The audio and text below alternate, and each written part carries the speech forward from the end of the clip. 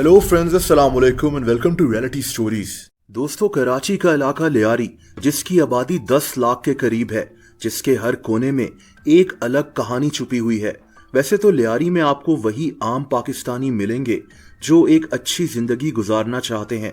यहाँ लोगों को बॉक्सिंग और फुटबॉल का भी बहुत शौक है, लेकिन लियारी में बेरोजगारी और गुर्बत की वजह से इस जगह के कई नौजवान जुर्म की तरफ माइल हो गए हैं। दोस्तों, ये कहानी भी एक ऐसे ही आदमी की है। आज से 50 साल पहले इस जगह एक बच्चा पैदा हुआ, सरदार रहमान बलोच, जो बाद में रहमान डकैत के नाम से मशहूर हो गया।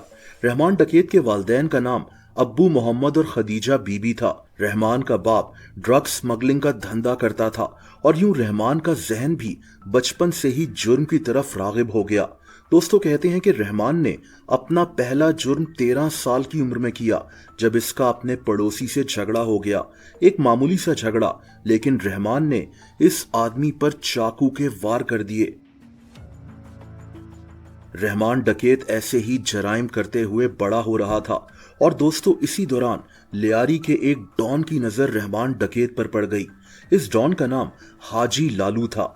असल में उन दिनों लियारी में 2 डॉन्स बहुत मशहूर थे, दाद मोहम्मद और हाजी लालू। ये दोनों ड्रग स्मगलिंग और भत्ताखोरी वगैरह करते थे। इन दोनों ने लियारी में अपने अपने इलाके बांटे हुए थे। हाजी लालू ने जब रहमान डकैत को देखा तो इसको लगा कि ये लड़का इसके गैंग के लिए बहुत काम आ सकता है, और तभी इसने रहमान डकैत को अपने गैंग में शामिल कर लिया। दोस्तों, ये गैंग अब लोगों को अगवा कर कर उनसे तावान भी मांगता था। रहमान डकैत इस गैंग का एक अहम मेंबर बन गया था, लेकिन फिर हाजी लालू और रहमान डकैत के दरमियान मामलात खराब हो गए। हुआ ये कि 1990s में इस गैंग ने एक अमीर बिजनेसमैन को अगवा कर लिया और इससे भारी तावान मांगा। लेकिन तभी हाजी लालू को शक हुआ कि रहमान डकैत लोगों को अगवा कर कर तावान की रकम में कुछ घपला करता है, यानी तावान की रकम में अपना हिस्सा रख लेता है और हाजी लालू को नहीं बताता। बहरहाल, वक्त के साथ साथ रहमान डकैत बहुत ताकतवर हो गया था। इसने अपना एक अलहदा गैंग बना लिया था। लियारी में इसका बहुत असर रसूख था। दोस्तों, दूसरी तरफ हाजी लालू के मरने के बाद इसका बेटा अरशद पप्पू हाजी लालू गैंग का चीफ बन गया। अरशद पप्पू को लगता था कि रहमान डकैत ने इसके बाप को धोखा दिया है, इसीलिए अब अरशद पप्पू और रहमान डकैत के गैंग्स में लड़ाई शुरू हो गई।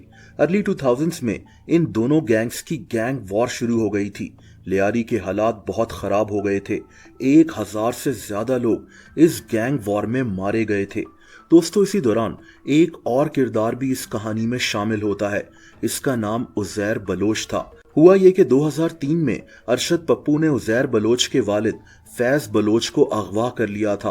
फैज बलोच एक लोकल ट्रांसपोर्टर था।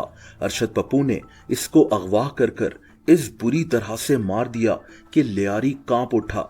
इसने फैज बलोच की लाश के टुकड़े कर कर इसको गधा गाड़ी पर पूरी लियारी में घुमाया और बाद में इन टुकड़ों को आग लगाकर गटर में फेंक दिया।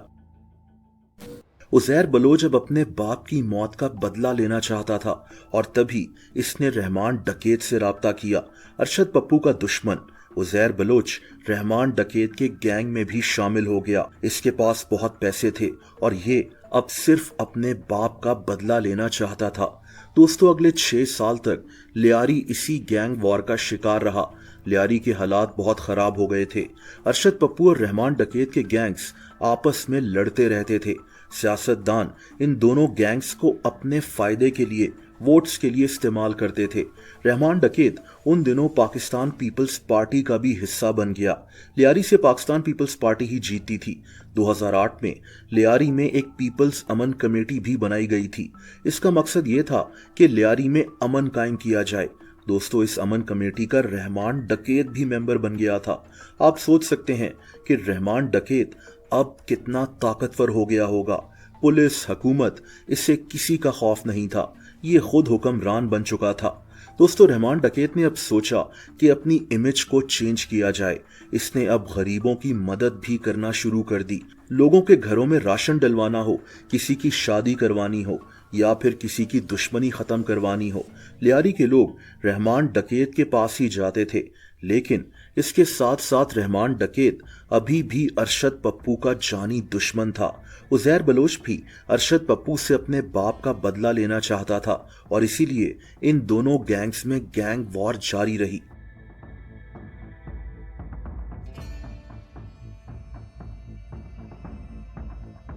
दोस्तों, लियारी के हालात खराब थे, मीडिया का प्रेशर बढ़ता जा रहा था और तभी फैसला किया गया कि लियारी को इस गैंग वॉर से छुटकारा दिलाया जाएगा।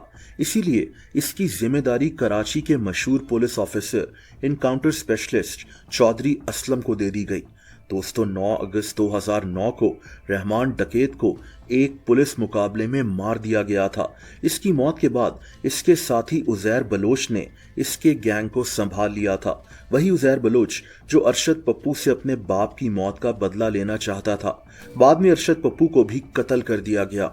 इसको 5 दिन तक टॉर्चर किया गया और बाद में इसका सर कलम कर दिया गया था। उजैर बलोच को भी गिरफ्तार कर लिया गया था और ये आज भी जेल में मौजूद है। दोस्तों, रहमान डकैत और कई दूसरे गैंगस्टर्स को पॉलिटिकल पार्टीज अपने फायदे के लिए इस्तेमाल करती हैं और जब इनका फायदा खत्म हो जाता है तो इन गैंगस्टर्स को भी खत्म कर दिया जाता है। लियारी में भी यही हुआ था। रहमान डकैत को वोट बैंक के लिए इस्तेमाल किया गया। बदले में इसको खुली छूट थी कि ये जो मर्जी करे, ड्रग स्मगलिंग, असलहे की खरीदो फरोख्त। इसीलिए रहमान डकैत को भी अमन कमेटी का मेंबर बना दिया गया था। इसने लियारी में लोगों की मदद भी की, छोटे छोटे जराइम का भी खात्मा किया, लेकिन इसके अपने जराइम पर नजर रखने वाला कोई नहीं था। 2008 में ये लियारी का किंग बन गया था। इसके मरने के बाद उजैर बलोच ने इसकी जगह संभाल ली। इसको भी हुकूमत की सपोर्ट हासिल थी। 2012 के बाद उजैर बलोच को भी पुलिस ने अरेस्ट कर लिया था। उजैर बलोच खुद पीपल्स पार्टी का भी दुश्मन बन गया था और तभी 2012-2013 में लियारी में ऑपरेशन कर इन गैंग्स का भी खात्मा किया गया था।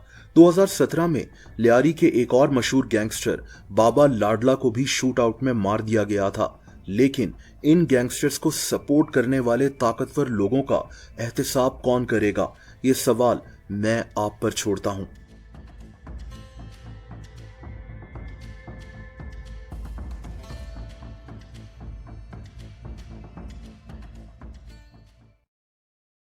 दोस्तों, अगर आप मुझे इंस्टाग्राम पर फॉलो करना चाहें तो उसका लिंक नीचे डिस्क्रिप्शन में मौजूद है।